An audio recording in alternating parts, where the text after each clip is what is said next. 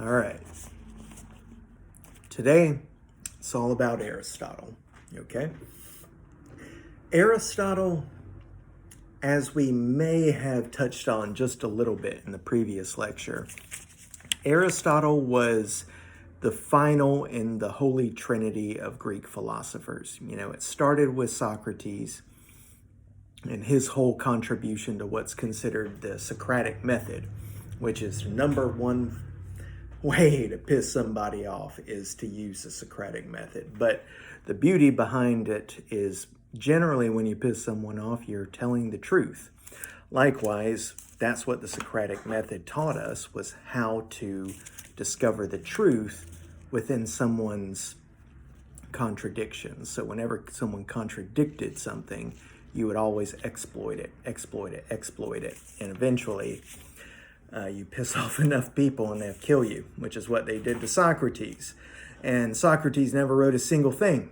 That's why his student Plato came about. And the majority of Plato's writings, I know we discussed the tripartite soul and the Republic, but the majority of his writings were when Socrates was on trial, basically just converting what Socrates said to a narrative. Which is kind of what we do in the class. You're going to apply these ethics to a movie that you will watch, and you'll say, here's how the ethic is happening. So the way Plato did it is the way we'll do it. And needless to say, Plato himself had his own student named Aristotle.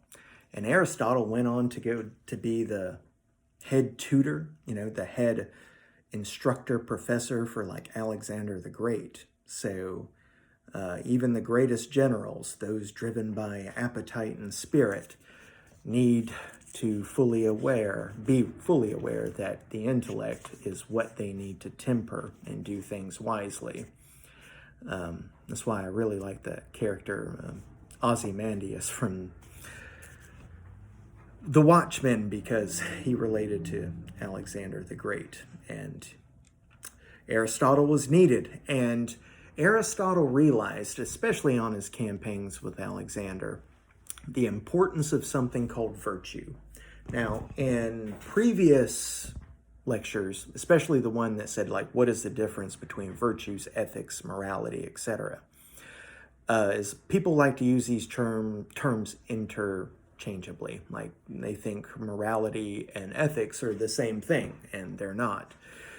But today we're focused on what's considered virtue ethics, which is best illustrated by Aristotle.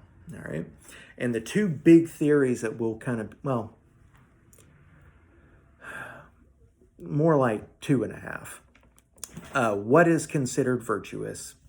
Then something called Phronesis and the golden mean. And then finally, we'll wrap it up with what's considered the complete life. All right. The big difference between Aristotle and Plato is that Aristotle was more focused on what you should actually do, while Plato was all about how you should be, right? So if you want to basically streamline it down, Plato was concerned with the ethics of being, how you should just be as a person, while Aristotle was let's make this a little bit more practical. Let's make it something that people can actually follow, that people can actually do, that will actually contribute to a society.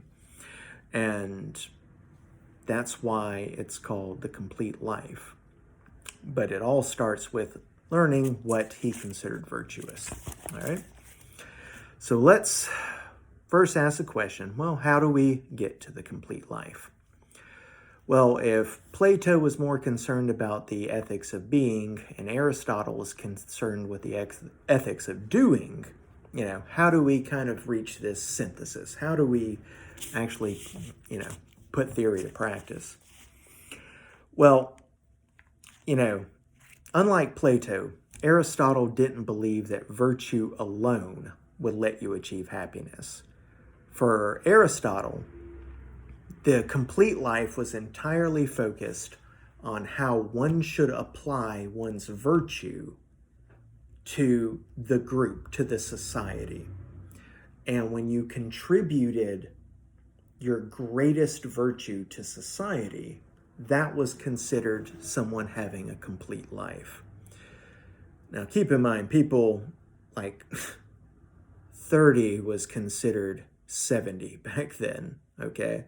Back in this day, people did not live very long. So because of that, they had to really focus and maximize their attention on just one aspect of human nature. And this is why he makes such a grandiose claims on just what makes you most adept at life, like what skill set, what character trait allows you to surpass everybody else. And that's what he called virtue. Virtue is any skill set, whether it be deception, manipulation, sneakiness, loyalty, bravery, courage, the typical.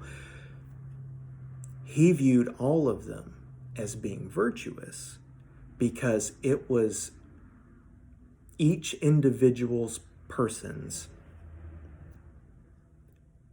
it was their way to achieve transcendence. In other words, if you are just by very nature a deceptive person, let's just say you're a great liar,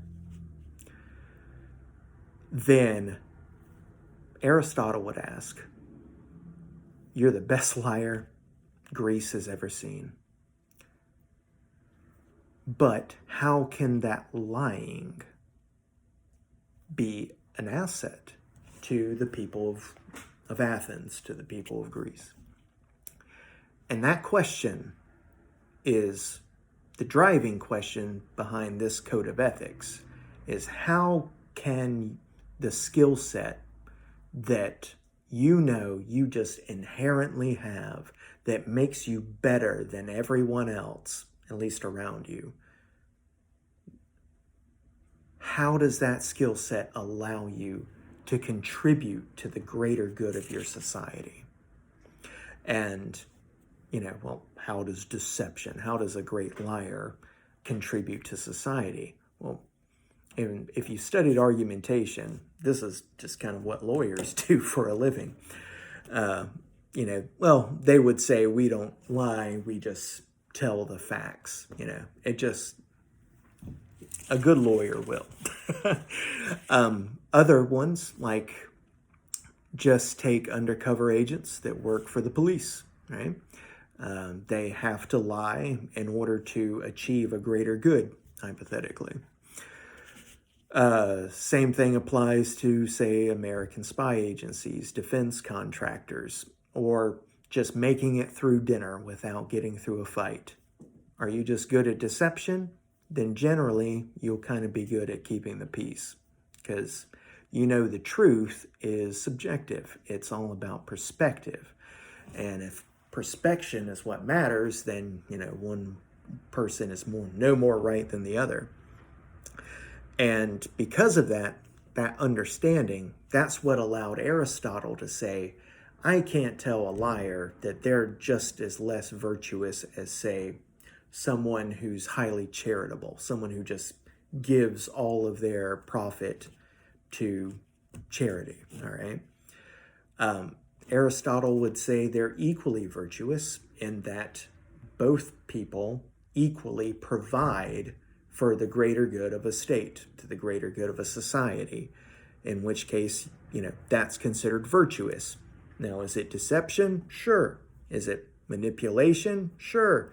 Are these generally considered bad things? Sure. But ethics, like I said, it's just different lenses to see a greater truth. And the truth of the matter is, people lie every day, whether it's a white lie to something severe, like, did you do this against our country? Yes or no?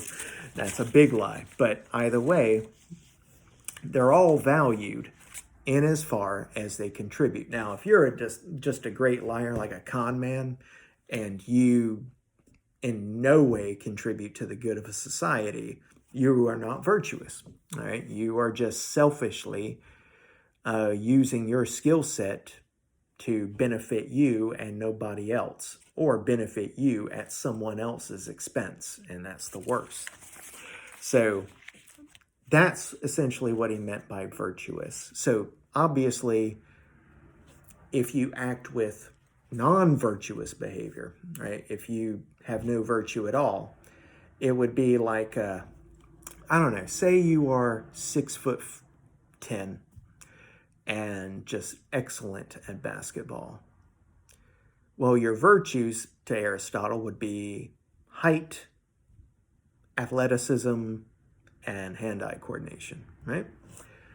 Well, if said 6'10" man decided, well, to hell with playing basketball, I'm going to be a poet, and he is just the worst poet you've ever read, like roses are red, violets are blue, let's say after class I meet you, right? If it's just that bad, how is in any way this man following his dream going to contribute to the greater good of a society? Highly doubtful. You know, he may, I don't know, do something for something. But either way, it wouldn't be considered virtuous because he is not using his actual virtues to the greater good of the school he's playing at or the team he's playing for. He's just kind of selfishly wandering his wanderlust and, you know, doing something that in no way contributes to society, which is the opposite of being virtuous, which is also kind of the opposite of living a non-complete life. You know, if generally like someone like that back in the day would not have played basketball, they would have been a soldier, right?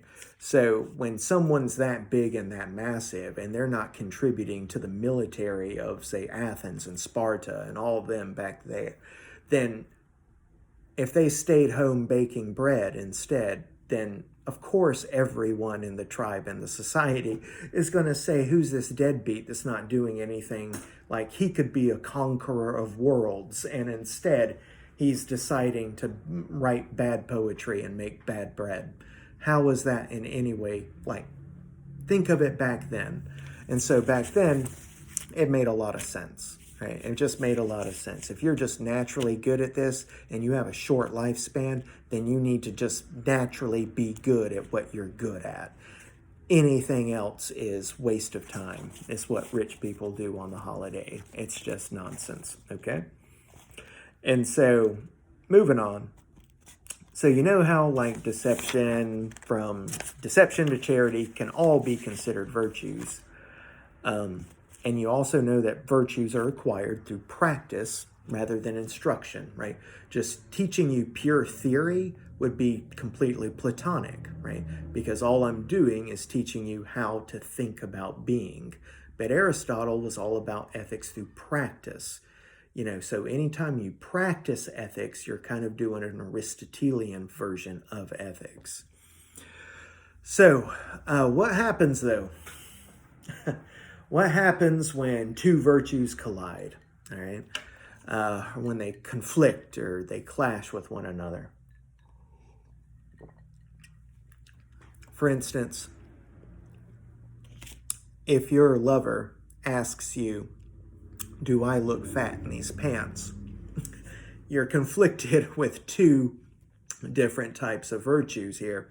Either you can practice the virtue of love and just, or the virtue of, say, honesty, and always be honest with the person you love, or you can practice supportiveness, the virtue of just being in support, right? And supportiveness would say, no matter what, you can't be honest about this. Well, Aristotle would say that the solution is called phronesis. All right, that's Phronesis. Translated practical wisdom. Essentially, it enables a person to recognize some features of a situation as just being more important than others. And that's really the practical way of thinking about it, is when you have virtues collide, whether it's, being honest or being supportive, to being, say, courageous, to being just foolhardy. Phronesis says there's got to be, there's just, based on the context of a situation. And remember, like, ethics is all about the context. So if the context of the situation says that clearly one virtue is more superior than another, in this case, probably supportiveness would be more valuable instead of honesty, right? Because supportiveness is still honest, but if you've ever seen the movie Interstellar, it's just important to not be 100% honest all of the time. And because emotional beings, and all humans are emotional, sometimes it's just better to tell a white lie, okay? And in this case, being supportive is not a white lie. It just says, it would look good if you, in this context, Likewise, well, when is it good to be brave and when is it good to be foolhardy? And foolhardy, if you don't know, is just like to damned with the consequences, even though I'm aware of them, I'm just going to let it ride, just let it happen. Well, to a soldier, right, the difference between, say, being brave and being foolhardy is a foolhardy person can look at an enemy in the face and it doesn't matter. They'll just run straight into the danger and consequences be damned. A brave person, one, acknowledges their fear that this is a scary situation. And despite the fear, they still proceed in a much more tentative way, a much more practical way. And so establishing that medium is what Aristotle referred to as the golden mean. And the golden mean essentially says that one shouldn't abstain from anything, but one shouldn't also be a glutton and just, obsess and dive into something so completely. It's like the difference, and the reason why you want to establish a golden mean is because if you play in a world of either ors, or a black and white world where, for example, this whole concept of abstinence, it's essentially saying one part of the spectrum is considered good and the other one is considered bad. But if abstinence were actually practiced, there would be no human species. So it's like, it's absurd to its core, but you just say the golden mean. What's the middle between being completely celibate and abstinent to being like a debauchery hedonist, Well, Aristotle would say you got to find the middle, right? You got to temper your emotions that make you want to swing one way or the other with reason, right? So one should say one shouldn't practice abstinence because it's absurd, because that's like saying, well, the safest way to practice driving a car is to not drive a car because driving a car could lead to danger. So the only way to avoid danger is to not do it. Yeah, see how that's absurd? That's why Aristotle says you can't play in the fringes. Someone who postulates an argument or makes a belief saying you're either going to go to A or B, that's called the fallacy of the either or. And that's a fallacy is an argument that has a hole in its logic. And so the golden mean is very practical. It's a very frenetic, right? So phronesis. Phronesis would practice a golden mean of establishing the middle ground between either two virtues that are in conflict or two vastly different positions. So, I guess if you had to put Aristotle in today's political climate, he wouldn't be a Democrat or a Republican. He would be an independent, right? Because an independent can always make their decisions based on the context of the situation. So however the the country feels at that period of time. What is the zeitgeist, the spirit of the people? All of that will kind of determine an independent's way of voting, as opposed to just being Democrat or Republican. Well, 9 times out of 10, they're always just going to vote down the ticket, all Democrat or all Republican. And the problem with that is you get no truth out of a reality that's completely 50 shades of gray, right? Our reality, as everyone will argue over the course of the semester, is just like different keys on a grand piano, right? All the keys are necessary to give you the harmony and the music, but that doesn't mean one key is more right than the other. And to say that life is all just this key or that key is like saying you can only play the piano using those 2 keys. And we know, well, just listen to it. It's more than 2 keys. So is life. So that is Aristotle's concept of virtue, how virtue kind of rolls into, well, what happens when 2 collide. And you get the example of phronesis. And phronesis establishes a golden mean, hopefully. If you don't have a golden mean when you use phronesis, then you're out of balance, according to Aristotle. And by, like I said, and the complete life, remember, that's all about applying your greatest virtue. So whatever makes you great, whether it's singing, dancing, reading, intellectual thought, speaking, whatever it may be, if you're doing it to the greater good of your society, then it's considered the complete life. If you're doing it just for yourself, well, that's just, you're not complete.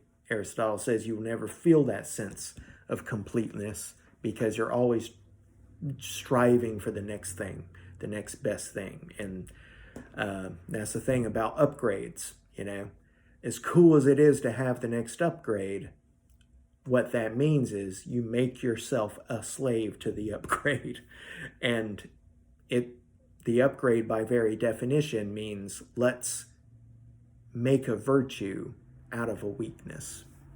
Because if an upgrade is so good, then you wouldn't need, the next upgrade and the next. But the fact that you do means that people are profiting off of the lack of virtue that something may have.